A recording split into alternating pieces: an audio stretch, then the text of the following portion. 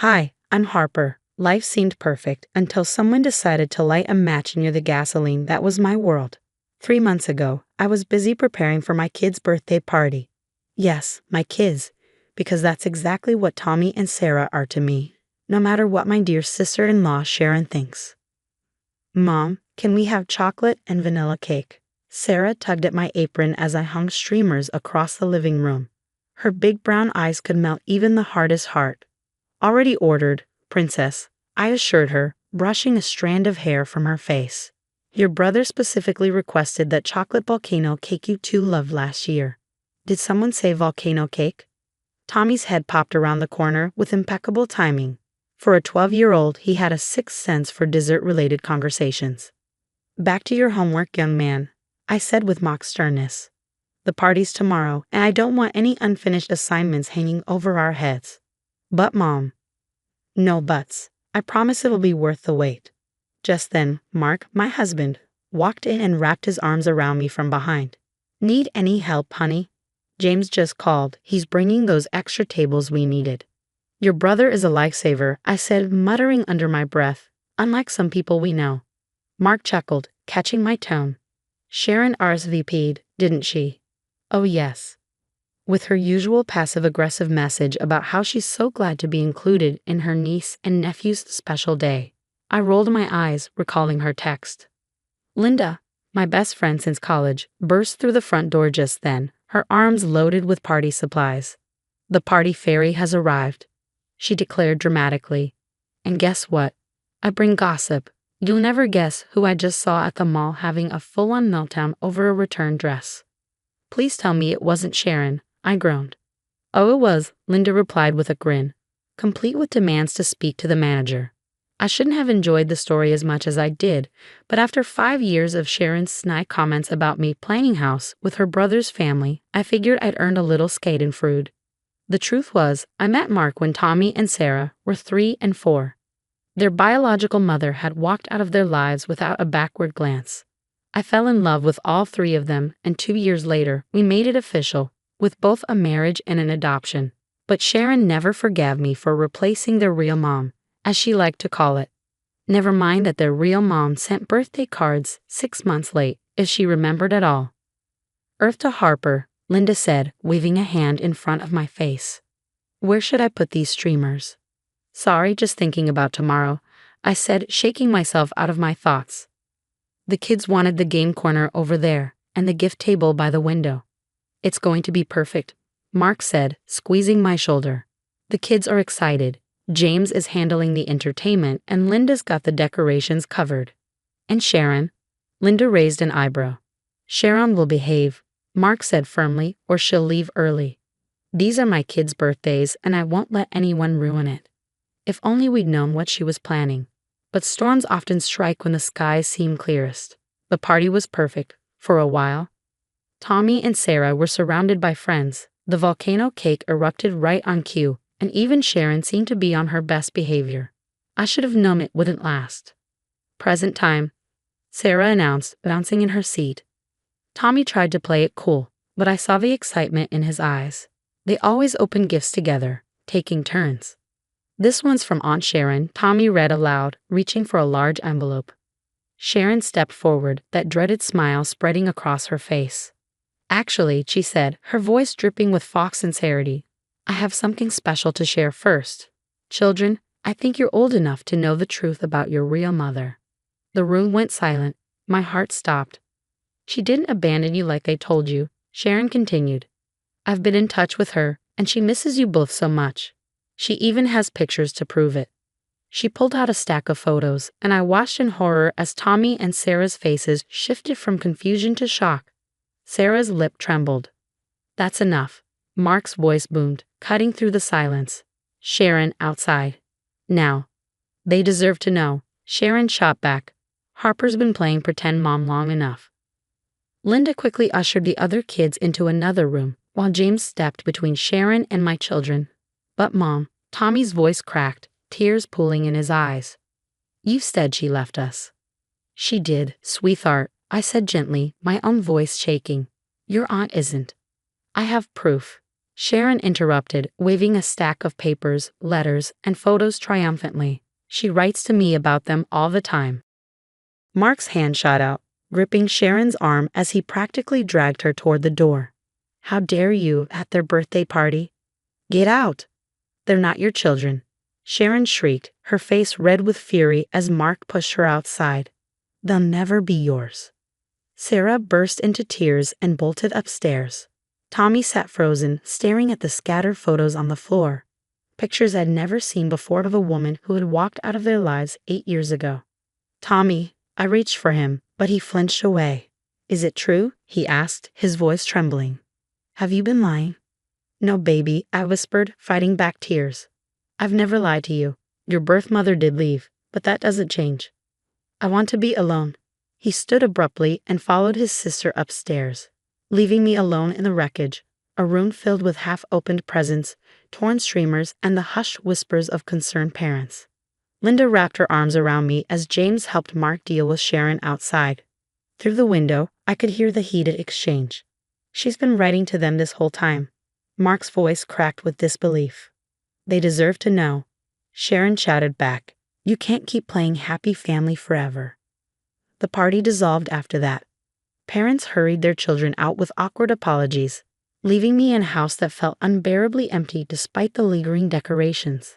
Upstairs, the muffled sound of my children crying cut through me like a knife. Something inside me hardened. Sharon hadn't just ruined a party, she tried to destroy my family. And for that, there would be consequences. 2 weeks later, I sat at Linda's kitchen table, surrounded by a mountain of evidence. Printouts of Sharon's social media history, email threads, and screenshots cluttered the space. Look at this, Linda said, pointing to a post from 3 years ago. She's been tagging their birth mother in comments since before your adoption was finalized. My hands shook as I sifted through the messages. 8 years of calculated manipulation unraveled before me. James walked in carrying a thick folder. You need to see this, he said grimly. I found Sharon's old laptop while cleaning Mom's attic. He spread out emails showing Sharon's desperate attempts to locate the kid's birth mother. She hired a private investigator 2 months before your wedding, James continued. She's been planning this for years. My phone buzzed. Another message from Sharon in the family group chat. I only told them the truth. Stop keeping them from their mother. Don't respond, Linda warned, but James was already dialing. Sharon enough, he snapped. You want the truth. Here it is. You've been jealous of Harper since day one. Remember when you tried to set Mark up with your coworker at Christmas? That was different. Sharon protested. I was just trying to. To what? Break up a happy family. James interrupted. Those kids were finally healing. I tuned out their argument, my attention drawn to an email thread on the laptop. Sharon had found the kid's birth mother 6 months ago. The response made my blood boil. Please stop contacting me. I signed away my rights for a reason. I don't want to be involved. But Sharon hadn't stopped. She kept pushing. The kids were at their first therapy session with Dr. Phillips after Tommy refused to come down for dinner 3 days in a row. Mark called during the session.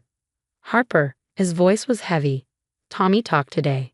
He asked about the adoption papers. Wants to see them. Of course, I said, my throat tight. Is Sarah okay? She asked if she has to call you Mom anymore. Mark said, his voice cracking. And Sharon's outside the therapist's office. She says she has more evidence to share. I grabbed my keys, but James stopped me. I got this. Linda, show her what we found about the restraining order. What restraining order? I asked, startled. Linda pulled up another document from her ex-husband. Apparently, Sharon's done this before, tried to turn his kids against their stepmom. It's all part of a pattern. Everything clicked into place. This wasn't just about me or my kids.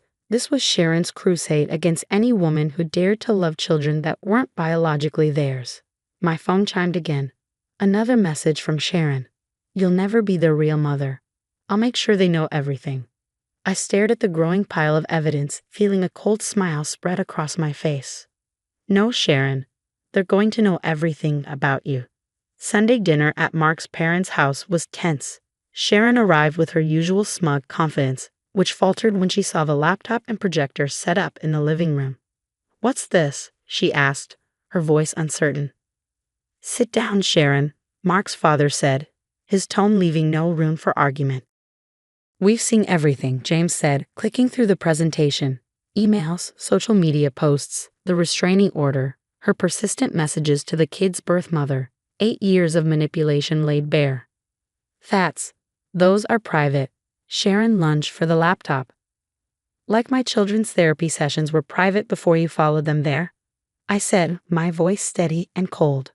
I was protecting them, I said firmly. Mark's mother held up a printed email, the one from Julie, the kid's birth mother. From what? A woman who repeatedly told you to stop contacting her. Sharon's face twisted with defiance. She changed her mind. She wants. No, I don't. A new voice came from the doorway, and the entire room turned. James had done what Sharon never could. He'd actually contacted Julie. She stood there, looking uncomfortable but determined. I chose to leave. I signed away my rights. These children have a mother. Her name is Harper. Sharon went pale.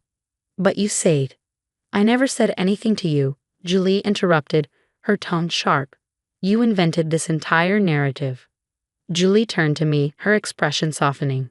I'm so sorry for all of this. You've given them everything I couldn't. From the staircase, Tommy and Sarah slowly came into view. Their eyes were wide with curiosity and uncertainty. Is it true? Tommy asked Julie, his voice small. You really didn't want to come back.